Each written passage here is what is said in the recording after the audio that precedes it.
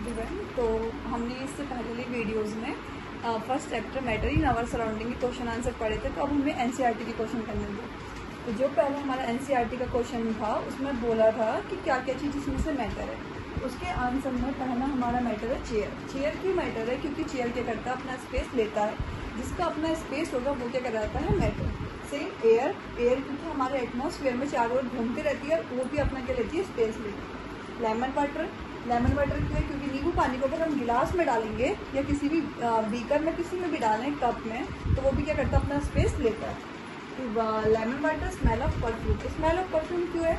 क्योंकि smell of perfume किसके साथ हमारी अटैच होगी, एयर के साथ। एयर जब हमारा मैटर है वो सराउंडिंग से क्या करता है, में मिलता है, तो सेम स्मेल ऑफ परफ्यूम जो होती है ये भी क्या करती है, सराउंडिंग में घूमती है और उसकी वजह से हमारे पास आती है। इसलिए स्मेल ऑफ परफ्यूम भी अपना स्पेस लेता है, तो इसलिए हमने स्मेल ऑफ परफ्यूम को भी मैटर बोला है। सेकंड क्वेश्चन क्या था कि हमको गर्म खाने की सुगंध दूर से आती है, लेकिन ठंडे खाना खाने के लिए हमें या फिर ठंडे खाने की सुगंध लेने के लिए हमें उसके पास जाना पड़ता है। तो क्या होता है, बेसिकली जो गर्म खाना होता है उसके अंदर क्या होता है, काइनेटिक एनर्जी सबसे ज़्यादा होती है, और काइनेटिक एनर्जी क्या करती है, पार्टिकल्स को मूव करवाने में हेल्प करती है। तो इसमें लिखा है कि because the particles of hot food have more kinetic energy, क्योंकि उनके पास सबसे ज़्यादा काइनेटिक एनर्जी होती है।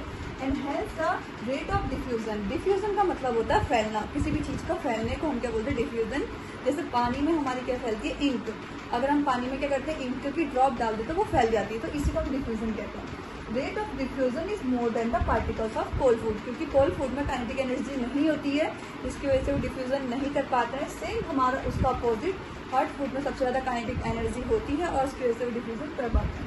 थर्ड था कि हमारा जो गोताखोर होता है, a diver is cut to throw water in a swimming pool. तो उसमें क्या था कि जो डाइव हुआ है गोताखोर, वो पानी को कैसे काट पाता है, तो जब क्या करता है गोताखोर, पानी को ऐसे धकेलता है पीछे की ओर, तो क्या करता है, पानी हमें कौन सी उसकी प्रॉपर्टी पता चलती है कि जो पानी होता है उसके बीच में इंटरमॉलिक्यूलर स्पेस है। अगर किसी पार्टिकल्स या मैटर के बीच में, स्टेट के बीच में इंटरमॉलिक्यूलर स्पेस होगा, तभी हम उसको क्या कर सकते हैं, काट सकते हैं। जैसे एग्जांपल सॉलिड में इंटरमॉलिक्यूलर फोर्स या इंटरमॉलिक्यूलर स्पेस बिल्कुल भी नहीं होता, उसका इंटरमॉलिक्यूलर फोर्स सबसे ज़्यादा स्ट्रांग होता है, जिसकी वजह से हम सॉलिड में ना अपना हाथ चला सकते हैं ना उसको कट कर सकते हैं। उसके अपोजिट जो वाटर और गैस, इसमें क्या होता है, थोड़ा बहुत इंटरमॉलिक्यूलर स्पेस होता है, गैस में सबसे ज़्यादा इंटरमॉलिक्यूलर स्पेस होता है। तो इससे हमें कौन सी प्रॉपर्टी पता चलती है कि this show that the particles of water have intermolecular space. इसका मतलब है कि पानी के कणों में क्या होता है, बीच में इंटरमॉलिक्यूलर स्पेस का मतलब है कि उनका अंतराणु बल या फिर अंतराणु में रिक्त स्थान होता है। Intermolecular space and less force of attraction. जिसका इंटरमॉलिक्यूलर स्पेस ज़्यादा होगा उसका फोर्स ऑफ अट्रैक्शन कम होगा। फोर्थ क्वेश्चन आपका है कि हमारी जो पार्टिकल्स है उसमें उसकी हमें प्रॉपर्टीज़ बतानी। तो फर्स्ट हमारा प्रॉपर्टीज़ क्या होगी कि पार्टिकल्स हैव इंटरमॉलिक्यूलर स्पेस। जो हमारे पार्टिकल्स होते हैं उनके बीच में क्या होता है, इंटरमॉलिक्यूलर स्पेस होता है। स्पेस होगा तो उनके पास फोर्स ऑफ अट्रैक्शन भी होगा। तो particles have intermolecular force, particles के पास क्या होता है, इंटरमॉलिक्यूलर फोर्स भी होता है। And particles of matter are moving continuously, कि जो पार्टिकल्स होते हैं वो हमारे क्या करते हैं, एक जगह से दूसरी जगह कंटिन्यूअस घूमते रहते हैं। ये हमारा नेक्स्ट फिफ्थ क्वेश्चन था कि डेंसिटी के अकॉर्डिंग हमें मेजर करना है। डेंसिटी का फॉर्मूला क्या था हमारा, डेंसिटी का जो फॉर्मूला होता है वो होता है मास पर वॉल्यूम, मास पर वॉल्यूम। तो जो जितना स्पेस ऑक्यूपाई करेगा वो क्या कहलाएगा, हमारा डेंसिटी। तो सबसे ज़्यादा हमारा मास कौन करेगा, ऐसे इंक्रीज ऑर्डर में एयर सबसे कम करेगा। उसके बाद एग्जॉस्ट फ्रॉम चिमनी की डेंसिटी कम होगी, फिर उसके बाद कॉटन की डेंसिटी कम होगी। मतलब ये क्या है, इंक्रीज है, मतलब एयर से एग्जॉस्ट से कॉटन, कॉटन से water, Honey, chalk and iron. सबसे ज़्यादा डेंसिटी किसकी होगी, आयरन की। क्यों? क्योंकि जो आयरन लोहा होता है उसके मास और वॉल्यूम ज़्यादा होता है, इसके अकॉर्डिंग चॉक के अकॉर्डिंग।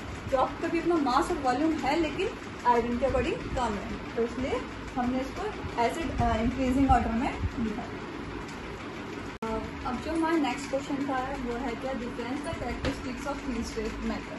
हमें क्या बताना है, थ्री स्टेट जो मैटर है हमारे सॉलिड, लिक्विड एंड गैस, इनको कैरेक्टरिस्टिक के हिसाब से डिवाइड करना है। तो हमने इसको कैरेक्टरिस्टिक में डिवाइड किया, shape, volume, visibility, fluidity, intermolecular force, intermolecular space and compressibility. तो solid, liquid and gas, solid का शेप फिक्स्ड होता है जबकि लिक्विड का शेप फिक्स नहीं होता और इस गैस का भी शेप फिक्स नहीं होता। सेकेंड हमारा है वॉल्यूम। सॉलिड का वॉल्यूम क्या होता है, फिक्स्ड होता है, लेकिन लिक्विड का भी वॉल्यूम फिक्स्ड होता है, लेकिन गैस का वॉल्यूम फिक्स्ड नहीं होता। थर्ड है हमारा रिजिडिटी एंड फ्लूइडिटी। रिजिडिटी का मतलब होता है कठोरता एंड फ्लूइडिटी का मतलब होता है किसी भी पदार्थ का बहना। तो जो सॉलिड होते हैं वो रिजिड होते हैं, मतलब कठोर होते हैं, और कैन नॉट फ्लो, मतलब उनको वो फ्लो नहीं करते हैं। सेम हमारे जो लिक्विड होते हैं वो रिजिड नहीं होते हैं और वो आसानी से फ्लो कर सकते हैं, क्योंकि पानी क्या होता है वो रिजिड नहीं होता, मतलब कठोर नहीं है और वो आसानी से इजिली क्या करता है, फ्लो करता है। सेम हमारा नेक्स्ट है गैस के लिए। गैस के लिए क्या होगा, नॉट रिजिड, वो भी नहीं होता, रिजिड भी होता, ना ही कैन फ्लो, और ये भी फ्लो करती है। एग्जाम्पल इसका एयर मान लीजिए, ठीक है। नेक्स्ट हमारा है इंटरमॉलिक्यूलर स्पेस। इंटरमॉलिक्यूलर स्पेस का मतलब है कि उनके बीच में अंतराणु रिक्त स्थान कितना है। तो intermolecular force and intermolecular space. जब इंटरमॉलिक्यूलर फोर्स की बात आती है तो इसके बीच में इंटरमॉलिक्यूलर फोर्स सबसे ज़्यादा होता है। किसके बीच में, सॉलिड के बीच में, जिसकी वजह से जो उसके पार्टिकल्स होते हैं वो एक दूसरे के साथ ज्वाइन हुए होते हैं। तो इंटरमॉलिक्यूलर फोर्स इसमें सबसे ज़्यादा होता है मैक्सिमम। इसमें लेस देन सॉलिड, मतलब सॉलिड से थोड़ा कम, वेरी लेस। इसमें क्या होता है, इंटरमॉलिक्यूलर फोर्स सबसे कम होता है एयर में, क्योंकि हम एयर को आसानी से कंप्रेस कर सकते हैं। नेक्स्ट हमारा इंटरमॉलिक्यूलर फोर्स, इंटरमॉलिक्यूलर स्पेस। इसमें क्या होता है, इंटरमॉलिक्यूलर स्पेस वेरी लेस होता है, जिसकी वजह से क्या होता है, इनमें इंटरमॉलिक्यूलर फोर्स सबसे ज़्यादा होता है। इसमें क्या होता है, मोर देन सॉलिड, मतलब कि इंटरमॉलिक्यूलर स्पेस जो होगा वो सॉलिड से क्या होगा, ज़्यादा होगा। मोर देन सॉलिड इसमें सबसे ज़्यादा होता है, मैक्सिमम होता है, ठीक है। सेम नेक्स्ट आता है हमारा कंप्रेसिबिलिटी। कंप्रेसिबिलिटी का मतलब होता है किसी भी पदार्थ को दबाना, कि हम उसको कितना कंप्रेस कर सकते हैं। इसको नेग्लिजिबल, नेग्लिजिबल का मतलब होता है हम उसको बिल्कुल भी नहीं दबा सकते। लिक्विड को हम कंप्रेस कर सकते हैं और गैस को सबसे ज़्यादा कंप्रेस कर सकते हैं, इसलिए हम इसको हाईली कंप्रेस लिखते हैं। तो ये क्या है, हमारे different types of characteristics of matter है। मैटर कौन कौन से होंगे, शेप के अकॉर्डिंग हम इसको डिवाइड करेंगे, वॉल्यूम के अकॉर्डिंग, रिजिडिटी एंड फ्लूइडिटी के अकॉर्डिंग, इंटरमॉलिक्यूलर फोर्स के अकॉर्डिंग, इंटरमॉलिक्यूलर स्पेस के अकॉर्डिंग एंड कंप्रेसिबिलिटी। तो जो शेप होगा ये क्या होगा, शेप उसकी प्रॉपर्टीज से पता चलेगा। जैसे हम एक सॉलिड को लेके चलें तो सॉलिड क्या होता है, कठोर होता है। इसका मतलब होता है कि उसका जो शेप है वो क्या है, रिजिड है, कठोर है, ठीक है। तो इसलिए ही इसका जो शेप होता है वो फिक्स्ड होता है, जबकि लिक्विड का शेप फिक्स्ड नहीं होता, गैस का तो बिल्कुल फिक्स नहीं होता। तो ये क्या थे हमारे जो characteristic of three state matter. अगर हमसे पूछा जाएगा कि difference between the three state matter, तो हम सॉलिड, लिक्विड एंड गैस करेंगे, लेकिन अगर हमें कैरेक्टरिस्टिक्स के हिसाब से पूछा जाता है तो हम उसको ऐसे डिफाइन करके ही करेंगे। नेक्स्ट क्वेश्चन था डिफाइन करने का, rigidity, compressibility, fluidity and filling of gas. एक और है शेप। तो हमारी रिजिडिटी का मतलब होता है कठोरता। तो इसके अगर हम डेफिनेशन या डिफाइन करेंगे तो the tendency of a substance to maintain their shape.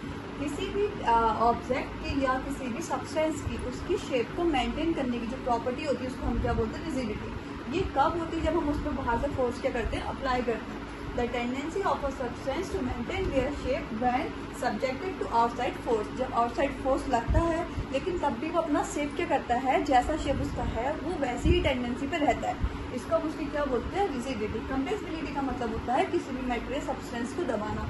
तो the external force applied on the matter can bring the particle closure.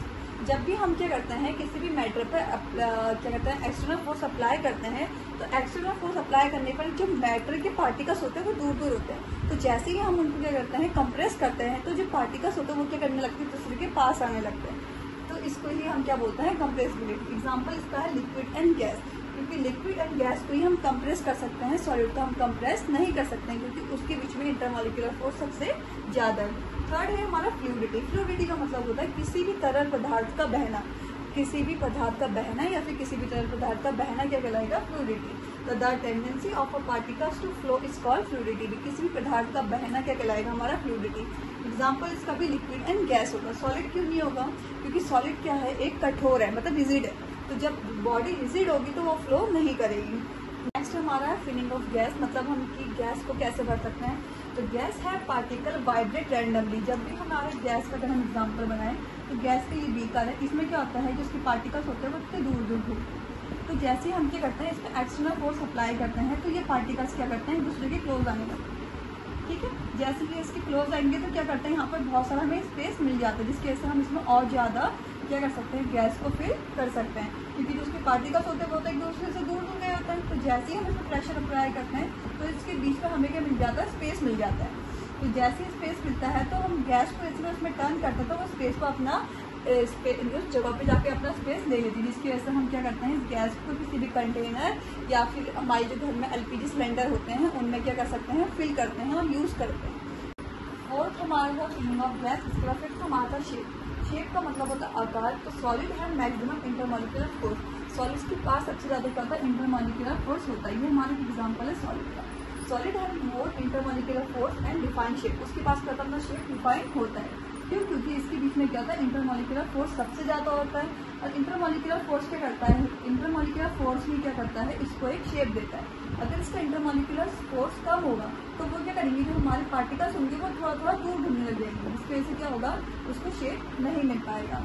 Then liquid and gas take the shape of container. Liquid और gas shape कहाँ लेता है, container पे। इनका अपना खुद का शेप नहीं होता। इसे हम अगर बीकर में डालेंगे, बीकर का शेप लेंगे। हम इसे बाउल में डालते हैं, बाउल का।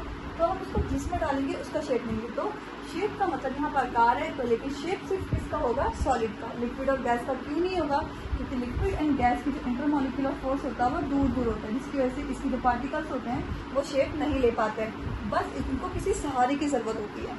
तो इसलिए हम इनको क्या करते हैं, बीकर कंटेनर इसमें डालते हैं, तो तब जाके इसको क्या करते हैं, शेप लेते हैं। सेम हमारा गैस भी यही करते हैं। अगर गैस को हम कंटेनर में डालेंगे तभी वो क्या करेगी, उसका शेप लेगी, वरना वो हमारे एटमॉस्फेयर में घूमती रहेगी। वो कोई शेप ऑक्यूपाई नहीं करेगी। स्पेस ऑक्यूपाइज कर सकती है लेकिन शेप को ऑक्यूपाइज नहीं कर पाएगी। इसका है kinetic energy, density and volume. Kinetic energy का मतलब होता है गतिज ऊर्जा। इसको हम हिंदी में गतिज ऊर्जा, गतिज ऊर्जा से ही डिफाइन हो जा रहा है कि गति जो क्या करेगी, किसी भी पार्टिकल्स को गति कराने में हेल्प करेगी। गति मीन्स मोशन। क्या कराने में हेल्प करेगी, मोशन कराने में हेल्प करेगी। मोशन का मतलब है कोई भी ऑब्जेक्ट को एक जगह से या पार्टिकल्स को एक जगह से दूसरी जगह जाने में जो हेल्प करेगा वो क्या कहलाता है, हमारा मोशन। तो काइनेटिक एनर्जी क्या करेगी, the energy given to a particles due to help their motion. क्या करेगी, काइनेटिक एनर्जी क्या होती है, जो भी किसी भी पार्टिकल्स को क्या करती है, मोशन कराने में हेल्प करती है, उसे हम क्या बोलते हैं, kinetic energy. The energy given to a particles, किसको देते हैं हम एनर्जी, पार्टिकल्स को। Due to help their motion is called kinetic energy. जिसकी वजह से वो क्या करते हैं, मोशन कर पाते हैं, हम क्या बोलते हैं, काइनेटिक एनर्जी। सबसे कम काइनेटिक एनर्जी किसकी होती है, सॉलिड की, फिर लिक्विड की, और सबसे ज़्यादा काइनेटिक एनर्जी किसकी होती है, गैस की। क्योंकि गैस को जब हम काइनेटिक एनर्जी देते हैं तो उसकी जो पार्टिकल्स होते हैं वो फटाफट मूव करने लगते हैं। इसकी वजह से हमारी गैस की जो काइनेटिक एनर्जी होती है सबसे ज़्यादा होती है। काइनेटिक एनर्जी का फॉर्मूला हमारा होता है हाफ मास इंटू वेलोसिटी, मास पर वॉल्यूम। एक मिनट,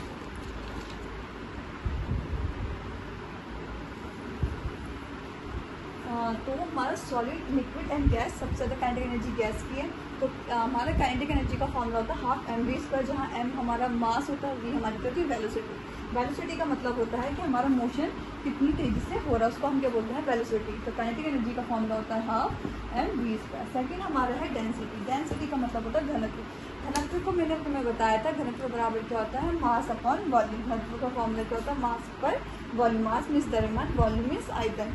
तो मास पर वॉल्यूम को हम क्या बोलते हैं, डेंसिटी। मास पर volume unit is called density. जब भी हमारा मास पर वॉल्यूम के हिसाब से तो हम क्या बोलते हैं, डेंसिटी। सॉलिड है हाईएस्ट डेंसिटी। सबसे ज़्यादा डेंसिटी किसकी होती है, सॉलिड की।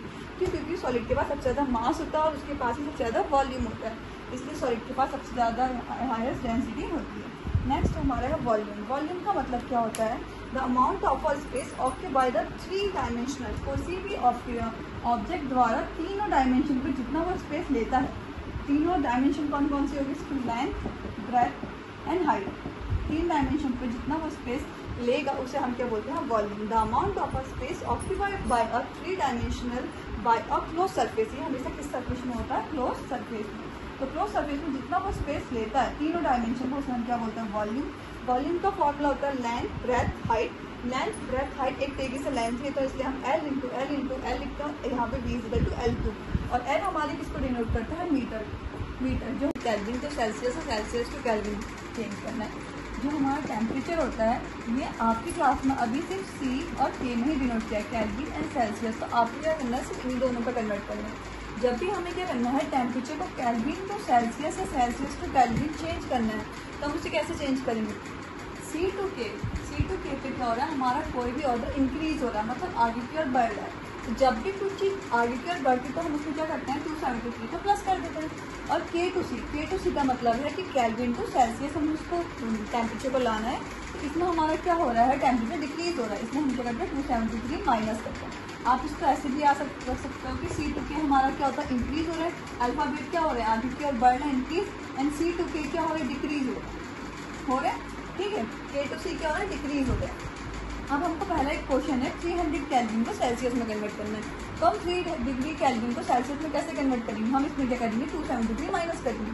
जब हम इसमें 273 माइनस करते तो हमारी वैल्यू आती है 27 डिग्री सेंटीग्रेड। सेम हमारा C2K है, तो C2K हमारा इंक्रीज होगा, तो जब हम इंक्रीज करेंगे तो 273 प्लस करेंगे, हमारी वैल्यू कितनी आएगी 293 केल्विन। तो ये हमारा एक सिंपल रूल है कि C2K क्या करते हैं, इंक्रीज करते हैं, एंड K2C क्या होता है, डिक्रीज होता है। ठीक है, तो सेकंड क्वेश्चन आपका था कि 250 डिग्री सेंटीग्रेड पर हमारा कोई भी मैटर कौन सी स्टेट में रहता है। तो 250 डिग्री सेंटीग्रेड या फिर 100 डिग्री सेंटीग्रेड से ऊपर कोई भी स्टेट हमारा हमेशा गैसी स्टेट में रहेगा। कौन सी स्टेट में रहेगा, हमेशा गैसी स्टेट में। और 100 डिग्री सेंटीग्रेड पर वो कौन सी स्टेट पर लिखेगा रहेगा, liquid and as well of gas. Same ऐसे ही 0 डिग्री सेंटीग्रेड पर हमारा क्या रहेगा, solid as well as liquid. मतलब वो क्या करेगा, सॉलिड की कंडीशन को छोड़ के लिक्विड में की पोजीशन में आने के लिए रेडी होगा। इसलिए हमारे 0 डिग्री सेंटीग्रेड पर सॉलिड और लिक्विड दोनों कंडीशन अप्लाई होती है। थर्ड हमारा क्वेश्चन था कि जब भी हमारा कोई मैटर स्टेट चेंज करता है तो वो कैसे एक न्यू सब्सटेंस अपनी मैटर को चेंज करता है, अपना न्यू सब्सटेंस कैसे बनाता है। क्योंकि देखो सॉलिड, लिक्विड एंड गैस ये क्या करेंगे, अपनी अपनी मैटर को स्टेट को चेंज कर रहे हैं। वो सॉलिड से लिक्विड जा रहा है, लिक्विड से गैस जा रहा है। तो क्या होता है, जब भी हम पे क्या करते हैं किसी भी मैटर पे या किसी भी स्टेट पे सबसे पहले क्या अप्लाई करेंगे, हमेशा हीट अप्लाई करेंगे।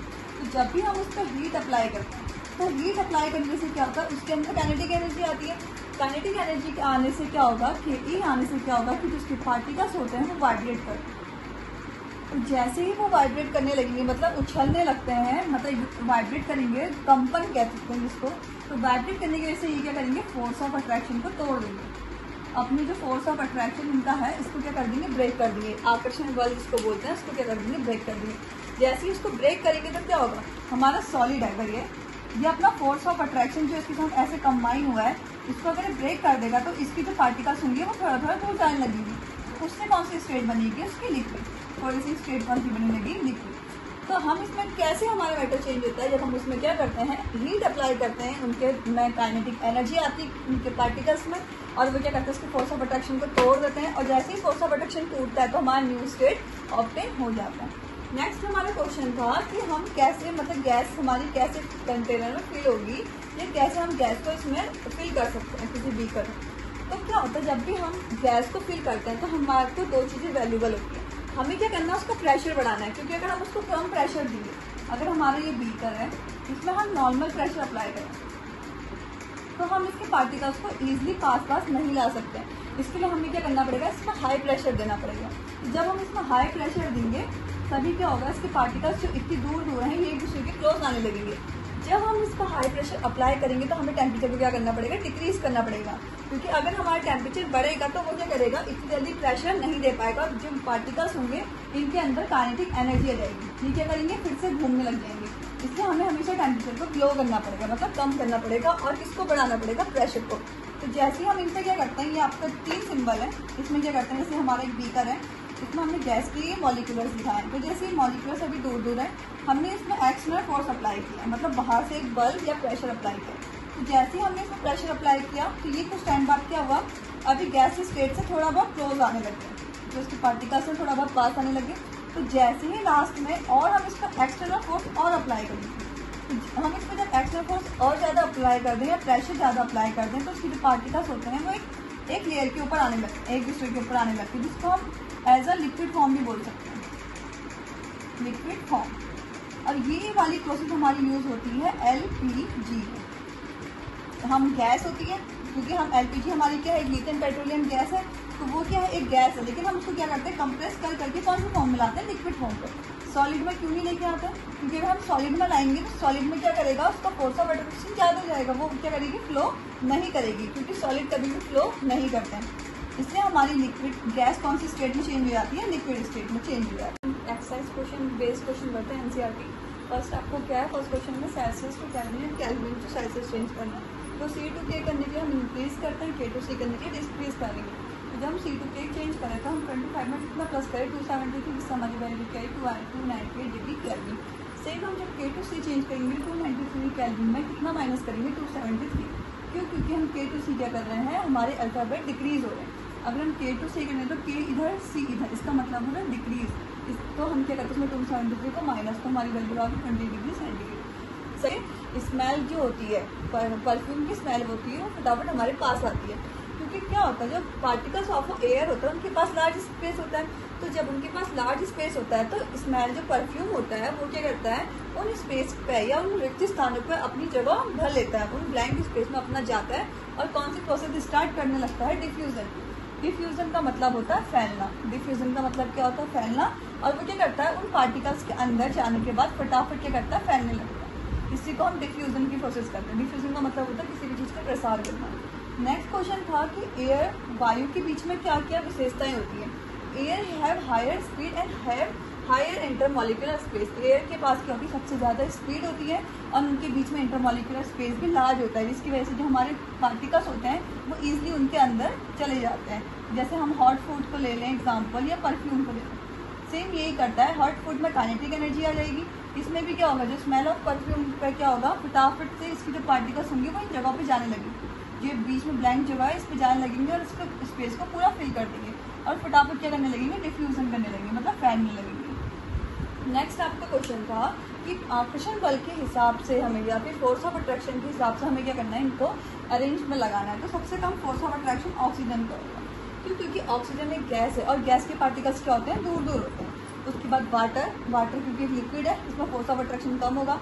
शुगर में फोर्स ऑफ अट्रैक्शन ज़्यादा क्यों होगा, क्योंकि सॉलिड का या शुगर का एक टुकड़ा किसका काम करता है, सॉलिड का। इसका काम करेगा, ऐसे होता है शुगर का एक डायग्राम, अगर हम ब्लॉक डायग्राम बनाए, ये क्या है, एक सॉलिड, क्योंकि इसके बीच में क्या था, फोर्स ऑफ अट्रैक्शन सबसे ज़्यादा है। नेक्स्ट आपका है कि 25 डिग्री सेंटीग्रेड या 100 डिग्री सेंटीग्रेड या फिर 100 डिग्री सेंटीग्रेड से ऊपर हमारी कौन सी स्टेट रहती है। तो हमारी बेसिकली 3 स्टेट है, 0, 100, हम इसी में इसको डिफाइन करेंगे। तो 0 स्टेट में 0 डिग्री सेंटीग्रेड पे या 0 पे हमारा कोई भी मैटर सॉलिड से सीधे फटाफट किसमें कन्वर्ट होने लगता है, लिक्विड। और -2 सेंटीग्रेड इधर को हमारा स्टेट कौन सी रहती है, सॉलिड। 0 डिग्री सेंटीग्रेड का आके हमारा सॉलिड से किसमें कन्वर्ट होने लगता है, लिक्विड में। और लिक्विड से लेकर 100 डिग्री सेंटीग्रेड तक वो हमारा गैस में कन्वर्ट होने लगता है। तो 25 डिग्री सेंटीग्रेड पर हमारा स्टेट किसमें रहेगा, लिक्विड में। 0 डिग्री सेंटीग्रेड पे किसमें रहेगा, सॉलिड और लिक्विड। क्यों, क्योंकि 0 डिग्री सेंटीग्रेड पर उसने सॉलिड की स्टेट को छोड़ दिया और कौन सी स्टेट में ज्वाइन किया है, लिक्विड। वो कहाँ से आगे सॉलिड से किसमें चले गया, लिक्विड में। सेम हमारी 100 डिग्री सेंटीग्रेड पर वो अपनी कौन सी स्टेट को छोड़ेगा, लिक्विड को, और कौन सी स्टेट में जाएगा, गैस में। नेक्स्ट आपका क्वेश्चन था कि जो पानी होता है वो हमारे कमरे के ताप पर द्रव क्यों है, मटकी कमरे के ताप पर वो लिक्विड क्यों है एट अ रूम टेम्परेचर।